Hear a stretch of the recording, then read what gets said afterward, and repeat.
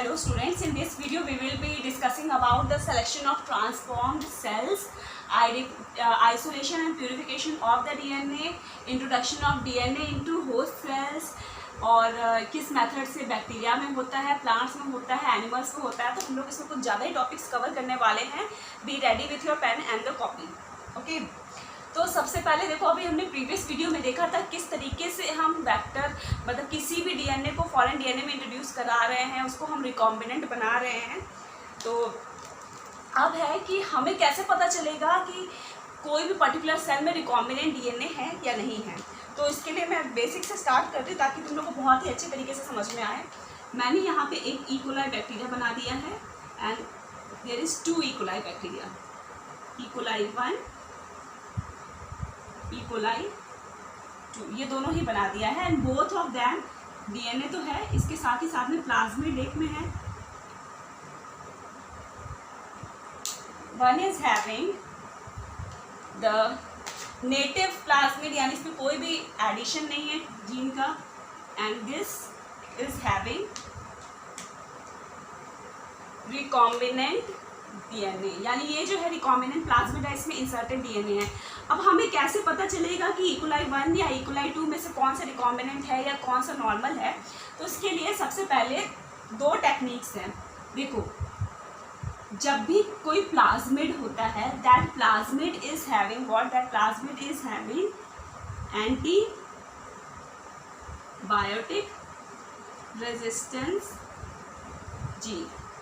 ठीक है, अगर हम इसमें तो खैर नहीं है, लेकिन एक एंटीबायोटिक रेजिस्टेंट जीन भी एक क्राइटेरिया होता है, तो पहले वो ही देख लेते हैं। अगर मैंने एक प्लेट में क्या किया है, 2 प्लेट बनाई है, इसमें मीडिया है प्लस एम्पिसिलिन है, दूसरे में भी मीडिया है प्लस एम्पिसिलिन, मतलब मीडिया है और एम्पिसिलिन नहीं है। तो दोनों टाइप के बैक्टीरियाज ग्रो कर सकते हैं जिसमें एम्पिसिलिन नहीं है, रिकॉम्बिनेंट वाले भी और नॉन रिकॉम्बिनेंट वाले भी, ये दोनों ही आराम से ग्रो कर सकते हैं, क्योंकि भाई इसमें कोई एंटीबायोटिक नहीं है, कोई इन लोग को मारने के लिए नहीं है, तो सारे के सारे बैक्टीरिया इस मीडियम में ग्रो कर सकते हैं। बट जैसे ही हमने एंटीबायोटिक रेजिस्टेंस जीन ऐड कर दिया, अगर उस प्लाज्मिड में पर्टिकुलर रेजिस्टेंट जीन है, जैसे कि ई कोलाई में जो प्लाज्मिड है उसमें एम्पिसिलिन रेजिस्टेंट जीन पाया जाता है, अगर उसमें एम्पिसिलिन रेजिस्टेंट जीन है तो मीडिया में जो रिकॉम्बिनेंट वाले हैं और नॉन रिकॉम्बिनेंट वो भी ग्रो कर जाएंगे। इस केस में बात करें, क्योंकि ये तो एम्पिसिलिन रेजिस्टेंस शो कर रहा है पहले से ही। अगर कोई बैक्टीरिया ऐसा होता, मैंने यहाँ पे सपोज टेट्रासाइक्लिन डाल दिया होता, तो दोनों ही बैक्टीरिया में अगर टेट्रासाइक्लिन रेजिस्टेंट जीन नहीं है तो ऑब्वियसली वो उसमें ग्रो नहीं कर पाता, क्योंकि इसके पास रेजिस्टेंस के लिए जीन ही नहीं है। ओके, ये तो हुआ बेसिक मेथड, बट इससे भी ज़्यादा इम्पॉर्टेंट है, that is blue white screening. अब ये ब्लू वाइट स्क्रीनिंग क्या होती है, इसको बहुत ही ध्यान से देखना तुम लोग। ठीक है, ये प्लाज्मिड है, you know this plasmid is having what, LAC-Z gene. इसमें भी क्या है, LAC-Z जीन प्रेजेंट है। अगर हम इस ई कोलाई को ऐसे मीडिया में ग्रो करा रहे हैं which is having X-gal and IPTG।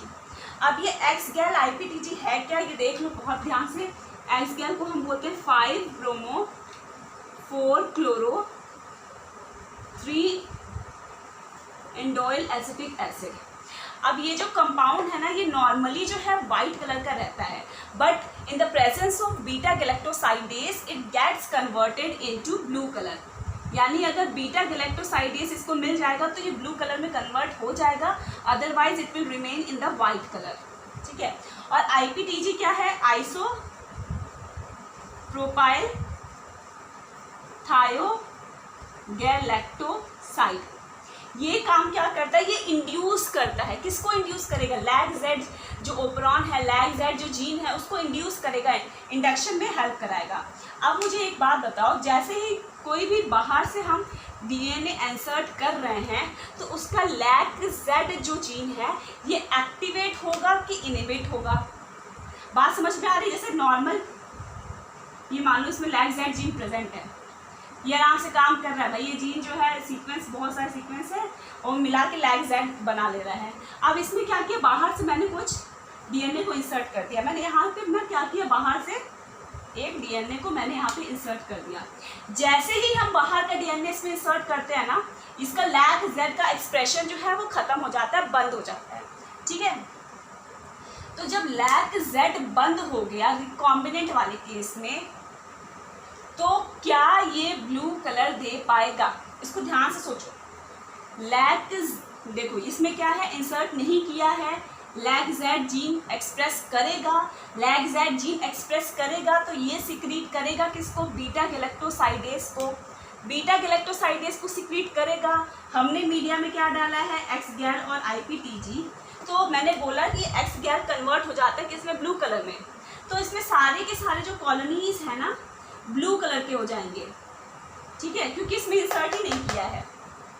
अब देखो इस केस में क्या है, रिकॉम्बिनेंट है, ठीक है, रिकॉम्बिनेंट है यानी लैग जेड को एक्सप्रेस नहीं कर रहा है, लैग जेड को एक्सप्रेस नहीं करेगा तो जो बीटा गैलेक्टोसाइडेस जो एंजाइम है वो नहीं रिलीज होगा, यानी कि एक्स गैर will not be converted into a blue colour compound. तो ब्लू कलर में नहीं कन्वर्ट हो पाएगा, तो ये नॉर्मल किस कलर में रहेगा, वाइट कलर में ही। तो ये हो गई अपनी वाइट कॉलोनी, ये हो गई अपनी ब्लू वाइट कॉलोनी। अगर एक ही प्लेट में दोनों टाइप की कॉलोनीज हैं, वाइट कॉलोनी भी है और ब्लू कॉलोनी भी है, तो अगर हमें पता करना है कि इसमें रिकॉम्बिनेंट कौन सा है, तो white colonies will be recombinant one, क्योंकि उसने क्या किया, लैग जेड को एक्सप्रेस करना बंद कर दिया है। आई होप ये वाला पॉइंट तुम लोग को सिलेक्शन वाला क्लियर हुआ। इसी पॉइंट को हम बोलते हैं इंसर्शनल इनएक्टिवेशन। इंसर्शनल इनएक्टिवेशन मतलब हम बाहर का डीएनए जब इंसर्ट कर रहे हैं तो that inserting is actually deactivating what, beta galactosidase, या it is deactivating lac Z gene. तो इसी को हम बोलते हैं इंसर्शनल इनएक्टिवेशन। ये भी क्वेश्चन आता है कि what do you mean by insertional inactivation. तो आई होप ये वाला पॉइंट क्लियर है। Now moving on to the next, that is DNA isolation and purification. देखो अगर ये बैक्टीरिया है, इस बैक्टीरिया में न्यूक्लियस है, न्यूक्लियस के अंदर क्या है, डीएनए है, प्रोटीन्स है, इसमें अगर आरएनए भी मिल रहा है सपोज, और प्रोटीन्स भी है इसमें, इस तरह से प्रोटीन्स की चेन भी है। तो इस केस में देखो सबसे पहले क्या होता है, अगर हमें डीएनए को आइसोलेट करना है, डीएनए को निकालना है, तो सबसे पहले हमें सेल की जो मेम्ब्रेन है, सेल की वॉल जो है, इसको ब्रेक करना होगा। और सेल की वॉल को ब्रेक करने के लिए हमें चाहिए होता है डिटर्जेंट, ठीक है, नॉर्मल डिटर्जेंट C-टैब होता है, C-टैब, सिटाइल ट्राई एसिटिल ब्यूटाइल। तो ये बहुत ज़्यादा डिटेल में जाने की जरूरत नहीं है। एक डिटर्जेंट की वजह से क्या होता है, सेल की जो वॉल होती है वो ब्रेक हो जाती है, और सेल की वॉल जब ब्रेक हो गई तो ये सारे के सारे कंपोनेंट्स आ गए। अब इसको हम ऑर्गेनिक ट्रीटमेंट देते हैं। ऑर्गेनिक ट्रीटमेंट यानी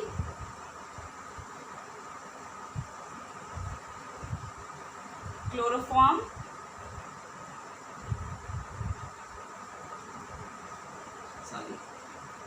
phenol, chloroform treatment. Phenol chloroform treatment हम इसको 1:1 रेशियो में देते हैं।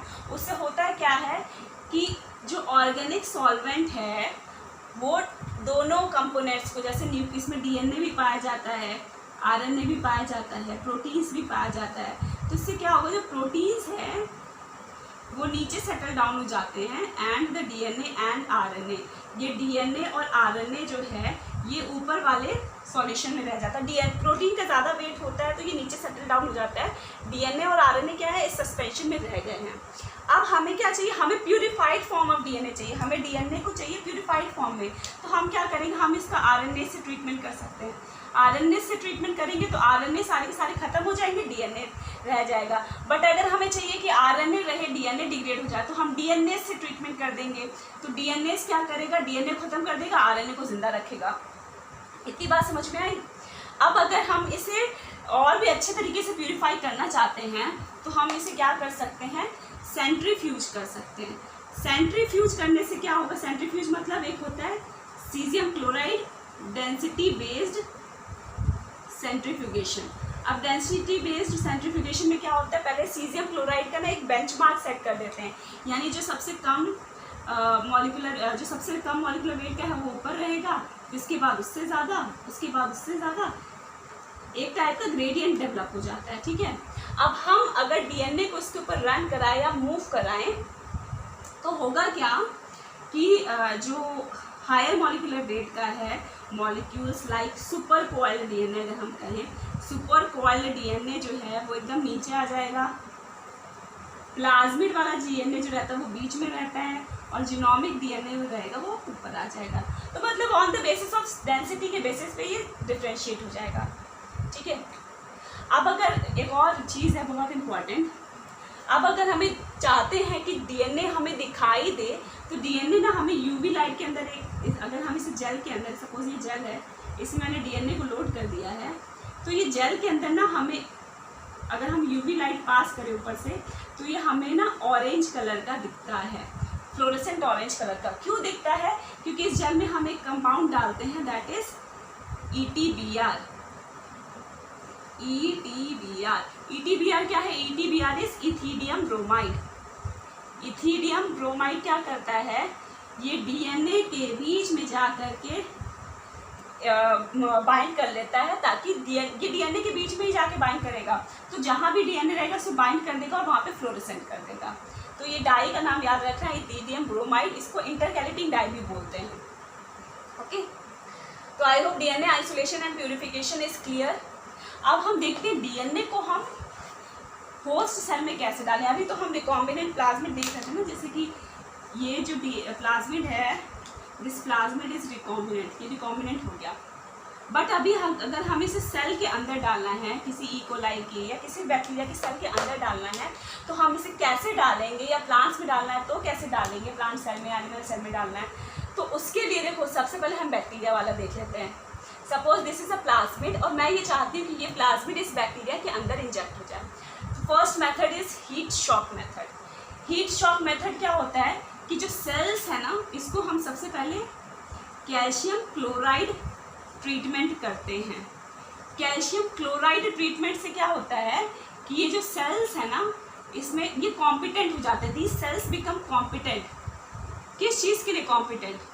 ताकि ये बाहर के डीएनए को अपने अंदर ले सके। अभी भाई अगर हमने इसे सीरियम कैल्शियम क्लोराइड से ट्रीटमेंट नहीं दिया तो ये जो सेल है ना, इतना कैपेबल ही नहीं हो पाएगा कि ये डीएनए को अपने अंदर ले सके। तो सबसे पहला स्टेप इसमें यही है कि कैल्शियम क्लोराइड से ट्रीटमेंट देना। कैल्शियम क्लोराइड से ट्रीटमेंट देने के बाद हम इसको करते हैं हीट शॉक। हीट शॉक यानी इस सेल्स को सबसे पहले हम आइस में रखेंगे, 10 मिनट मान लो आइस पे रख दिए। उसके बाद सडनली हम इसे 42 डिग्री सेल्सियस के लिए 90 सेकेंड्स कह लो या डेढ़ मिनट के लिए इसको 42 डिग्री सेल्सियस का हीट दे देते हैं। फिर उसके बाद सडनली हम इसको आइस में रख लेते हैं। ये जो प्रोसेस है ना, एकदम तुरंत करना है। और इस तुरंत करने से क्या होता है कि जस्ट हम कर रहे हैं तो उससे क्या होगा कि इसको शॉक मिलेगा। शॉक मिलने से क्या होगा, ये जो सेल्स है ना, ये अंदर की तरफ मूव कर जाएगी। बात समझ में आ रही है? हमने इसे क्या किया, हीट शॉक ट्रीटमेंट दिया। पहले आइस में रखा 10 to 15 मिनट्स के लिए, फिर सडनली 1.5 मिनट के लिए हमने इसको 42 डिग्री सेल्सियस पे रख दिया। फिर से सडनली हम इसको आइस में रख रहे हैं, तो इससे हीट शॉक मिल रहा है, जिसकी वजह से जो सेल्स हैं ये इसके अंदर चली जाएगी। जो प्लाज्मिड है that will move inside the cells. Okay, अब इलेक्ट्रोपोरेशन की बात करें तो इलेक्ट्रोपोरेशन क्या होता है, सेल्स के अंदर ना हम एक वोल्टेज के थ्रू एक पर्टिकुलर वोल्टेज पे इलेक्ट्रिक करंट पास करते हैं। ठीक है, अब ये इलेक्ट्रिक करंट क्या करेगा, इस सेल्स में जो बैक्टीरिया के सेल्स है इसमें छोटे छोटे पोर्स क्रिएट कर देगा। Once the pores is created well the DNA can be injected inside it. इसमें डीएनए आराम से इंसर्ट कर जाएगा और इसी प्रोसेस को हम बोलते हैं इलेक्ट्रोपोरेशन, यानी इलेक्ट्रिसिटी की हेल्प से हम उसमें पोर्स क्रिएट कर रहे हैं। ठीक है, तो ये मेथड दोनों क्लियर है। प्लांट्स की अगर हम बात करें, मैं जल्दी डिस्कस कर रही हूँ, तुम लोग को कैच करने में कोई प्रॉब्लम हो तो एक बार फिर से वीडियो देख लेना। नाउ प्लांट्स की अगर हम बात करें तो फर्स्ट एक तो डायरेक्ट मेथड है और इनडायरेक्ट मेथड है। डायरेक्ट मेथड मतलब कि हम वेक्टर्स ना यूज़ करके, किसी बैक्टीरिया को ना यूज़ करके, किसी और इंस्ट्रूमेंट की हेल्प से हम इसे इंसर्ट कर दें प्लाज्मिड को अगर सेल्स के अंदर, तो इसमें फर्स्ट इज पीजी मेथड, या इसी को हम बोलते हैं फिजियोकेमिकल मेथड। अब इस मेथड में क्या होता है, पीजी मतलब पॉली इथाइलिन ग्लाइकॉल, ये पॉलीइथाइलिन ग्लाइकॉल क्या करता है, सबसे पहले प्रोटोप्लास्ट, 2 प्रोटोप्लास्ट है, तो पॉलीइथाइलिन ग्लाइकॉल क्या करेगा, इसको हम ऐड करके पीजी डाल दें तो ये दोनों के दोनों आपस में एक दूसरे के साथ फ्यूज़ कर जाएंगे, तो दोनों के दोनों का जो डीएनए मटेरियल है वो फ्यूज़ हो जाएगा। बहुत ज़्यादा डिटेल में नहीं जाना, बस एक बेसिक आइडिया लेते हुए चलना है।